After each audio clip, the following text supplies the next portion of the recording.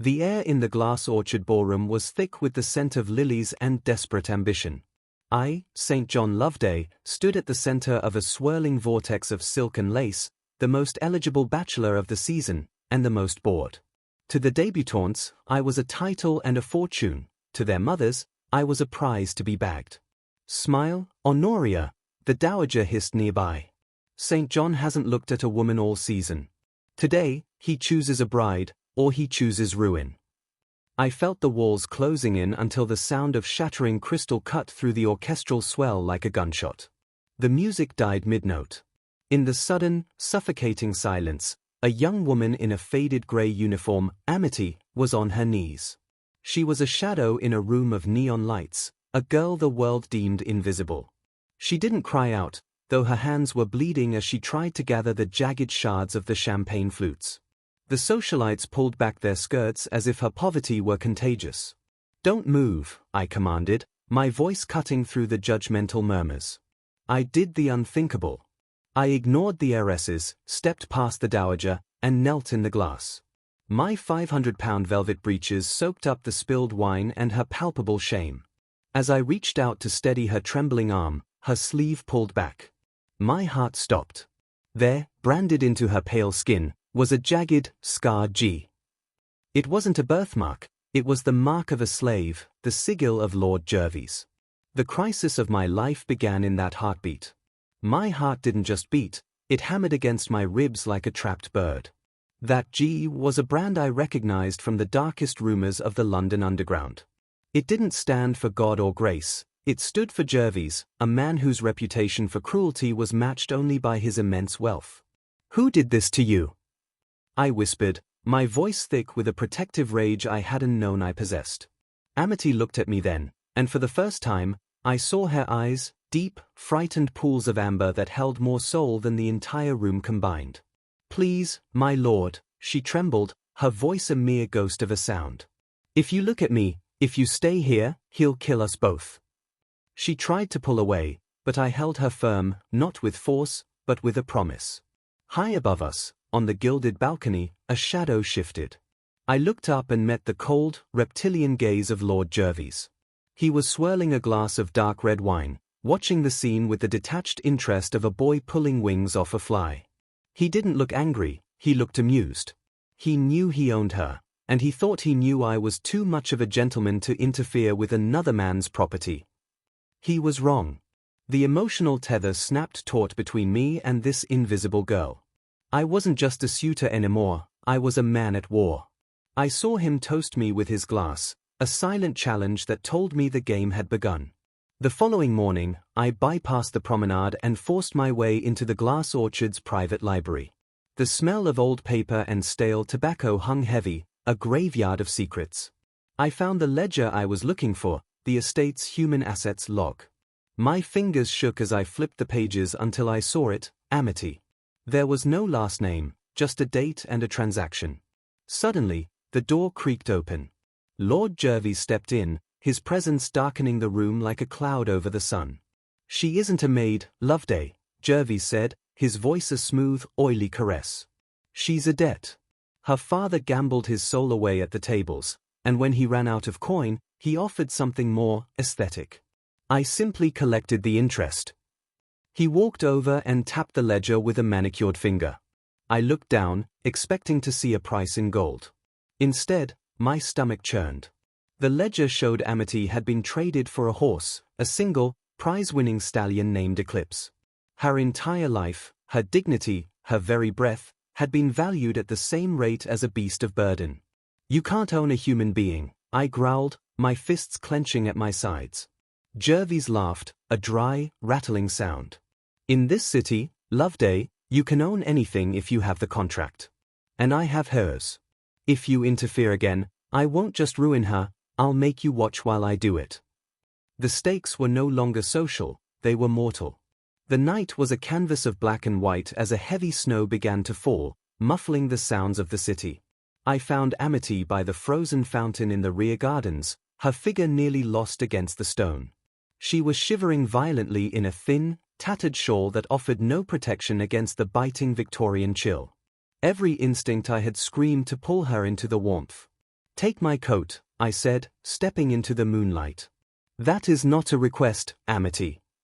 I draped the heavy, fur-lined wool over her shoulders, and for a moment, she let herself lean into the warmth of it.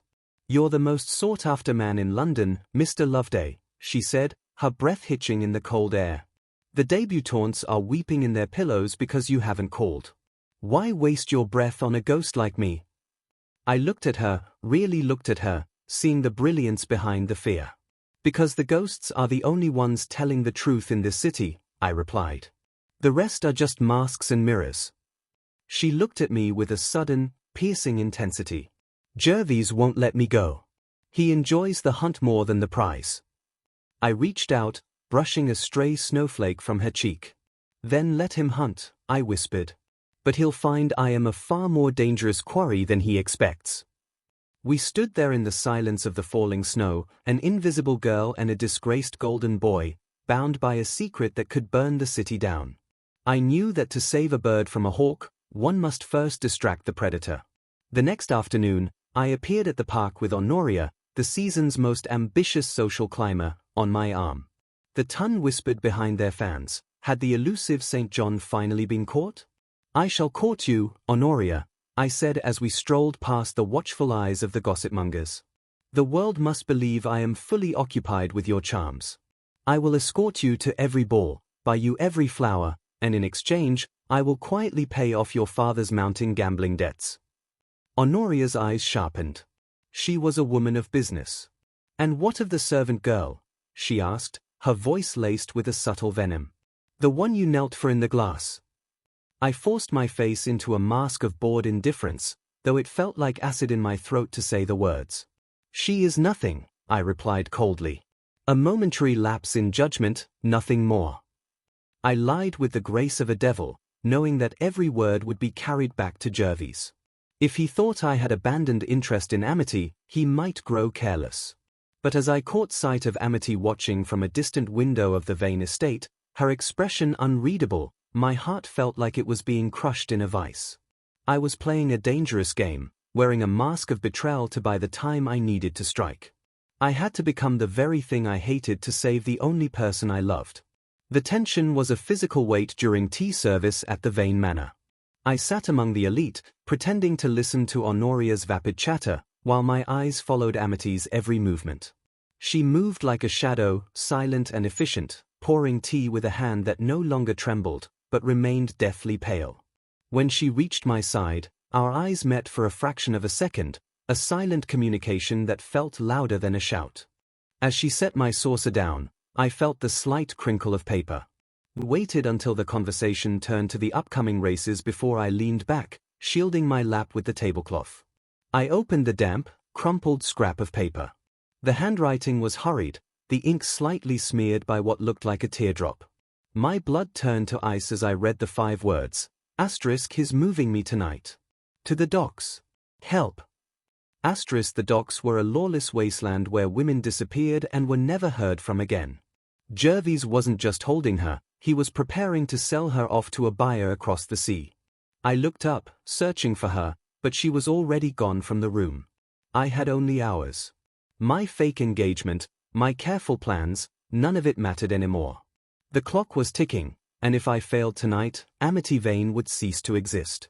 I stood up abruptly, spilling my tea, and ignored Honoria's cry of protest as I sprinted for the door. The London fog was a thick, grey shroud as I crouched in the shadows of the garden wall, my heart drumming a frantic rhythm. A carriage rolled up the gravel path, black-painted, with no lanterns to announce its presence. 2 men in heavy coats emerged, dragging a hooded figure between them. I knew it was her. I didn't think, I acted. I lunged from the darkness, my fist connecting with the first man's jaw, but before I could reach Amity, a cold, familiar laugh echoed through the mist. Searching for something, Loveday? Or someone? Lord Jervis stepped out from behind the carriage, but he wasn't alone. From the fog emerged a dozen men in the uniforms of the city guard. I realized with a jolt of horror that I hadn't stumbled into a rescue, I had walked into an ambush. Jervis had planted that note. Assaulting a carriage? Attacking my staff? You finally lost your mind, St. John, Jervis sneered. He signaled the guards, who swarmed me. I fought with the desperation of a man possessed, but they pinned me against the cold stone wall. I'm afraid trespassing and attempted kidnapping are serious offenses, Jervis whispered in my ear as the shackles clicked shut around my wrists. You wanted to play the hero, but you've only managed to become a criminal. As they dragged me away, I saw the hooded figure being tossed into the carriage. I had failed, and now I was powerless to stop the ship that was waiting at the docks. The holding cell was damp, smelling of salt and despair. I sat on the cold floor, my head in my hands, listening to the drip of water from the ceiling. A flickering torchlight heralded the arrival of an old, weathered jailer. He peered through the bars, his eyes widening as he caught sight of the signet ring I still wore, the Loveday crest. I saw that crest once, he croaked, his voice like dry leaves. Years ago. On a woman who died in the poorhouse. She was a lady, even in her rags. She said her daughter, Amity, was the true mistress of the Vane estate. I stood up so fast the chains rattled. The Vane estate? The one Lord Jervis occupies? The jailer nodded slowly. The very one. Her father didn't gamble it away, he was murdered for it. The papers were forged, and the girl was kept as a servant to ensure she never found the truth. The room spun. The hunter was living in the Praise house. Amity wasn't just a victim of a debt, she was the rightful owner of everything Jervis claimed as his own. He wasn't just keeping her as a slave, he was keeping her to prevent the restoration of the Vane lineage. My mind raced. If I could prove her identity, the contracts Jervis held would be worthless. But I was behind bars, and the only person who knew the truth was likely on a boat bound for the colonies. I had to get out. I looked at the jailer, seeing the flicker of pity in his eyes. Help me, I pleaded. And I will make sure the Vane name honors you. The iron bars of my cell groaned as a visitor approached. I expected a lawyer or perhaps Jervis himself, come to gloat. Instead, I saw Honoria, her face pale and her eyes brimming with a dangerous mix of jealousy and spite. She held a bundle of papers in her gloved hand, letters I had written to Amity, poured out in the dark hours of the night, expressing everything I couldn't say in public. My heart sank. I had been careless. I found your letters to her, St. John, Honoria hissed, her voice echoing in the stone chamber. You used me. You made me a laughingstock while you pined for a kitchen maid. She leaned closer, the scent of her expensive perfume clashing with the rot of the jail. I know where Jervis took her. And I know where he's hidden her younger brother, the little boy you didn't even know existed. I froze. A brother? Amity had never mentioned a sibling. If you don't marry me by Sunday, Honoria continued, her voice trembling with malice, I will tell Jervis exactly where the boy is. And we both know he won't survive the night if Jervis finds him. You have 3 days to choose, St. John. My hand in marriage or the boy's life. She turned and swept away, leaving me in a silence so profound it felt like death. I was trapped between a loveless marriage and a death sentence for an innocent child. Sunday arrived with a cruel, bright sun. Jervis, emboldened by my imprisonment, had organized a charity auction at the town hall. The ton attended in droves, treating the misery of others as a Sunday diversion. I had been released an hour prior, thanks to a bribe that emptied my liquid accounts, but I was a wreck, covered in the mud of the jail, my clothes torn, my reputation in tatters. I burst into the hall just as Jervis stepped onto the stage. Beside him stood Amity, her head bowed, her spirit seemingly broken. And for our final item, Jervis announced to the laughing crowd, the service of this girl for 1 year. A girl who fancies herself a lady. The bidding started at a pittance. The debutantes mocked her shoes, the men made lewd jests. I stepped into the center aisle, the crowd parting as if I were a ghost. £10,000. I roared. The silence that followed was absolute.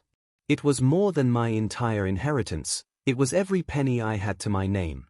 I was bankrupting my future for a woman the world called a nobody. Jervis' face contorted in rage, but he couldn't refuse the bid in front of the entire city. I walked up the steps, took Amity's cold hand in mine, and led her off the stage. I had bought her freedom with my ruin, but as we walked out, I saw the look in Jervis' eyes. This wasn't the end. He still had her brother. The following morning, Jervis cornered me at the edge of the village woods. He knew I was broke, but he also knew I was the only thing standing between him and total control. "You think you've won, Loveday?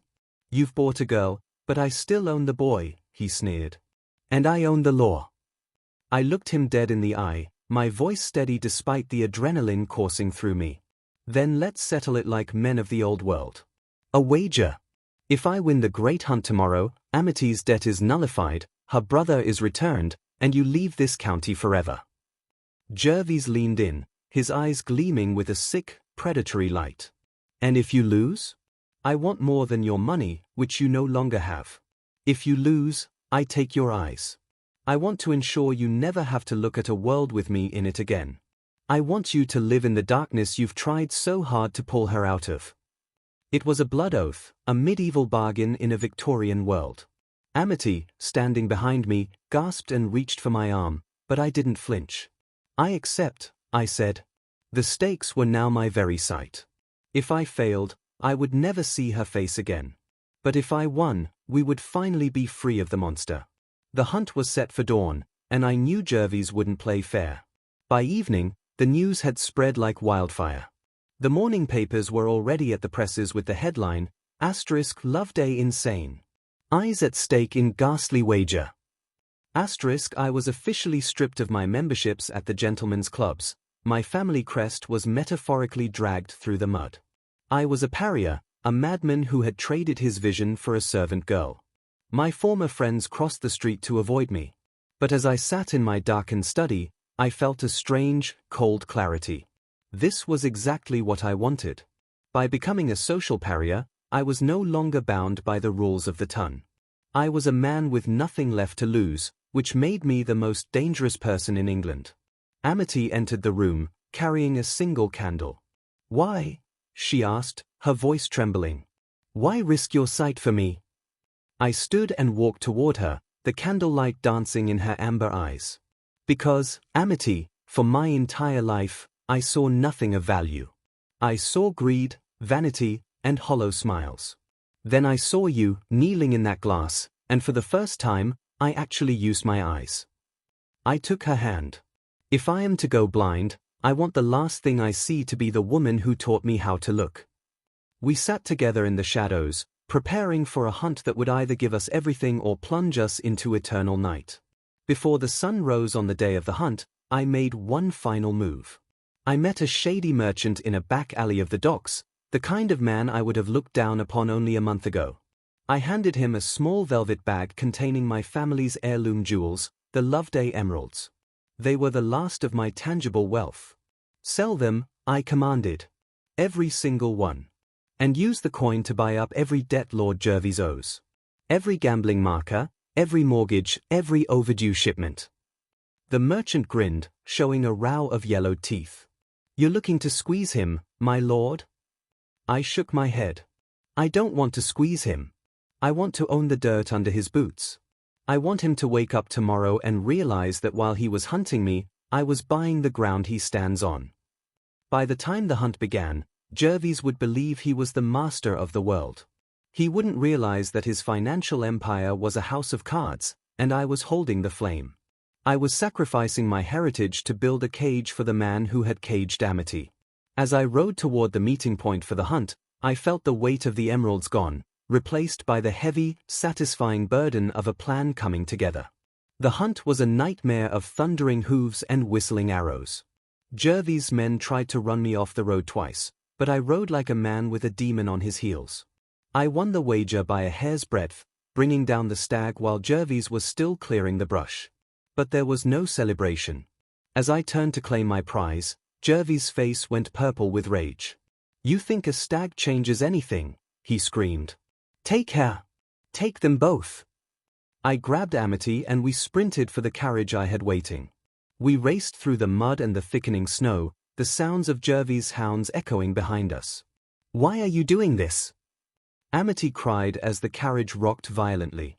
"You've lost your name, your wealth, your standing. You've lost everything." I gripped her hand, my eyes fixed on the road ahead. "I've lost nothing that matters, Amity. I have you, and we are going to get your brother." Suddenly, there was a sickening asterisk crack star. The carriage tilted sharply, throwing us against the door. I managed to leap out and pull Amity clear just as the vehicle collapsed into the slush. I inspected the axle. It hadn't snapped from the stress, it had been sawn halfway through. We were stranded in the middle of the Blackwood, and the hounds were getting closer. We found shelter in a derelict charcoal burner's shack, the wood rotting and the roof leaking, but it was a fortress against the storm. I collapsed against the wall, my shoulder bleeding where a splintered piece of the carriage had gored me. Amity didn't panic. She tore a strip from her own dress, the expensive dress I had bought her, and began to stitch my wound with a steady hand and a bone needle she found in the shack. "My brother," she whispered as she worked, her face illuminated by a small, crackling fire we managed to start. "His name is Pip. He's only 7. Jervis keeps him in the soot, St. John. He's a chimney sweep in the London manor. He spends his days in the dark, breathing ash. He won't survive another winter. That's why I couldn't run. That's why I let him brand me." I reached out with my good arm and pulled her close. The physical pain in my shoulder was nothing compared to the ache in my chest for the life she had been forced to lead. "We will get him tonight," I promised. "I know the layout of the manor now. I know where the sweeps are kept." We sat there in the dark, a broken lord and a branded girl, fueling our fire with the remnants of our old lives. Through the small, cracked window of the shack, I watched the silhouettes of Jervis' men passing in the distance. They were looking for us on the main road, not in the thicket. My mind was on the boy. I finally understood Jervis' true cruelty. He didn't just want Amity as a servant, he was using Pip as a human shield. As long as he held the boy, Amity would always return to her cage. "The sweeps are kept in the cellar crawlspace," Amity said, her voice hollow. "It's right next to the furnace. It's the only way to keep them warm without spending a penny on blankets." I felt a cold, hard resolve settle over me. We weren't just going to rescue a boy, we were going to dismantle a monster. I realized that Jervis' power didn't come from his money or his title, it came from the fact that everyone was too afraid to look at what was happening in the shadows of his house. But I wasn't afraid to look anymore. I was the man who had offered his eyes in a wager. I saw everything now, the corruption, the filth, and the path to victory. "Amity," I said, "I need you to trust me one last time. We aren't going to run from him anymore. We're going to walk right into his front door." 2 hours later, the most eligible bachelor was gone. In his place was a man in rags, his face smeared with coal dust and his hands roughened by the cold. I had traded my silk shirt for a laborious tunic. I approached the rear service entrance of Jervis' London manor, blending in with the late-night coal delivery. The guards didn't even look at my face. To them, I was just another invisible worker, part of the machinery that kept the rich warm. I climbed the service stairs, my heart pounding against my ribs. I could hear the distant sound of music from the upper floors. Jervis was throwing another party, celebrating his victory over me. I ignored the warmth and the light, descending instead into the bowels of the house. The air grew thick with soot and the smell of sulfur. In a cramped, ash-covered crawlspace beneath the main chimney, I found him. A small boy, his skin so black with soot that only the whites of his eyes were visible, shivering in the heat of the furnace. "Pip!" I whispered. The boy recoiled, terrified. "I'm a friend of Amity's," I said, reaching out a hand. "She's waiting for you. We're going home."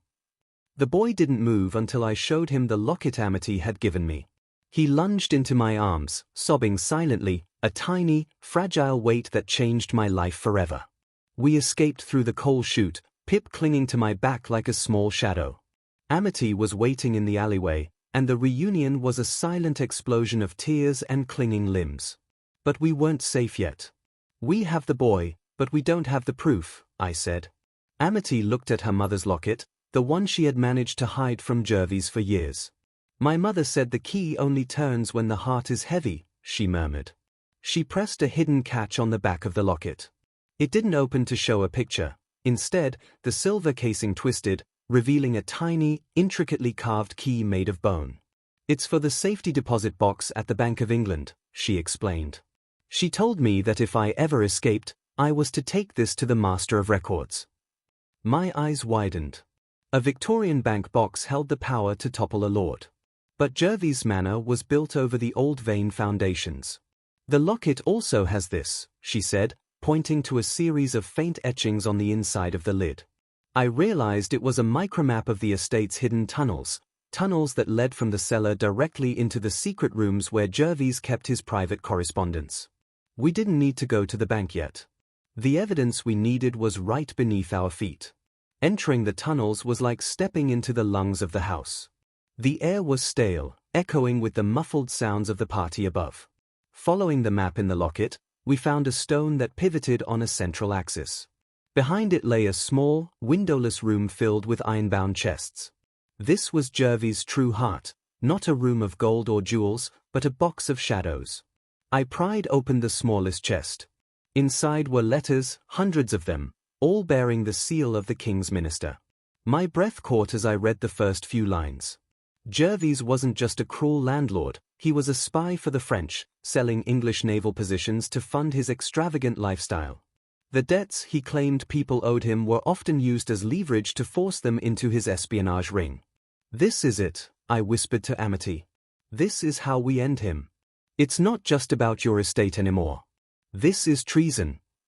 As I tucked the letters into my tunic, we heard a heavy thud above us. The secret door began to grind open. Jervis had realized his collection had been breached. We had the truth, but we were trapped in the dark. "Go!" I hissed to Amity, shoving the letters into her hands. "Take Pip and get to the ministry. I'll lead them away." I didn't wait for her to argue.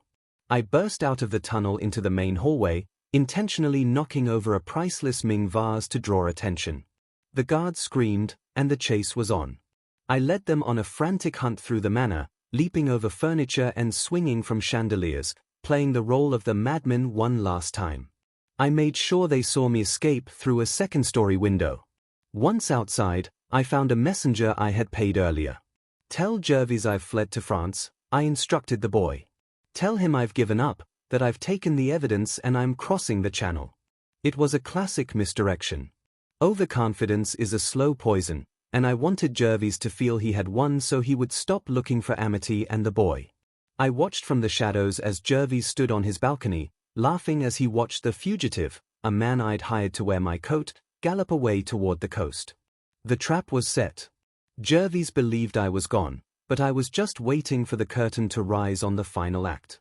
3 days later, the Tun received an invitation that sent shockwaves through London. It was edged in black, the paper heavy and cold. Lord Jervis was hosting a victory ball to celebrate the final acquisition of the Vane assets. He was so certain of his safety that he had invited every influential person in the city, including the very ministers he was betraying. I stood in a small room across from the manor, watching the carriages arrive. I was no longer in rags, but I wasn't in my old silks either. I wore a simple, sharp black suit, the uniform of a man coming to do a job.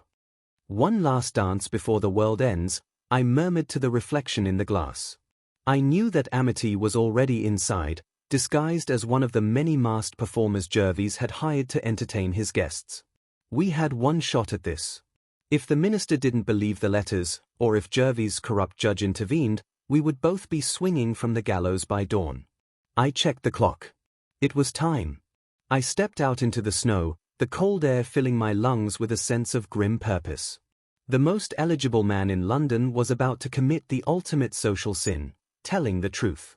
The ballroom was a kaleidoscope of masks and false laughter. Jervis stood at the head of the room, preening in a coat of gold brocade.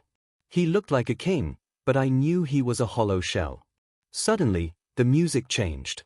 A single violinist began to play a haunting, minor-key melody. A figure stepped into the center of the dance floor, a woman in a gown of midnight blue, her face hidden by a silver mask. She didn't move like a servant. She moved like a storm. The room went silent as she began to dance, her movements fluid and fierce. I watched from the shadows of the pillars, my heart swelling with pride. She wasn't a servant anymore, I thought. She was a reckoning. As the dance reached its climax, she stopped directly in front of Jervis. She reached up and slowly removed her mask. The gasp that went through the room was like a physical wave. It was the invisible girl, the one they had mocked and ignored. But now, she stood taller than any heiress in the room. She didn't look at the crowd, she looked only at Jervis, her eyes burning with a fire that had been suppressed for too long. The confrontation had begun, and there was no turning back. "You dare show your face here, Loveday?" Jervis' voice boomed through the ballroom as I stepped out from behind the pillar. He tried to project power, but I saw the slight tremor in his hand. He signaled his guards, but they hesitated, confused by the presence of so many high-ranking officials. "I didn't come to show my face, Jervis," I said, my voice carrying to every corner of the room. "I came to show yours." I walked toward him, the crowd parting like the Red Sea. "You told this room that Amity Vane was a debt. You told them her father was a gambler. But we know the truth. We know about the stallion, we know about the forged deeds, and we know about the boy you kept in the soot." Jervis laughed, a desperate, shrill sound. "Words. Nothing but the ramblings of a bankrupt madman. Where is your proof?" He looked to the front row, where his corrupt judge sat, already reaching for his gavel to dismiss the scene. I looked at Amity, and she reached into her bodice, pulling out the packet of letters. "The proof isn't in my words, Jervis," I said. "It's in your own." The corrupt judge stood up, his face a mask of false indignation. "This is an outrage. Hand over those papers at once." He snatched the letters from Amity's hand and, before anyone could stop him, thrust them into the roaring fireplace. The dry paper ignited instantly, the secrets of Jervis' treason turning to ash in seconds. The judge laughed, a cold, mocking sound. "Evidence is for the poor, Mr. Loveday. In this room, we decide what is true." Jervis' confidence returned in a rush. He stepped toward me, his face inches from mine. "You lost, St. John. You gambled your life, your eyes, and your girl on a pile of paper, and now it's gone." He turned to the guards. "Arrest them. Both of them. For theft, for slander, and for trespassing." I felt a moment of pure, blinding despair. I had underestimated the depth of the corruption. I looked at Amity, and for a moment, I saw the light in her eyes flicker. We were standing in a room full of the most powerful people in the world, and they were all watching us fall. It seemed the invisible would stay invisible forever, crushed under the heels of those who owned the fire. "No!" Amity screamed as the guards lunged for her. She fought with a desperation that broke my heart, but they were too strong. They pinned her arms behind her back, while two more forced me to my knees. Jervis stood over me, his smile wide and hideous.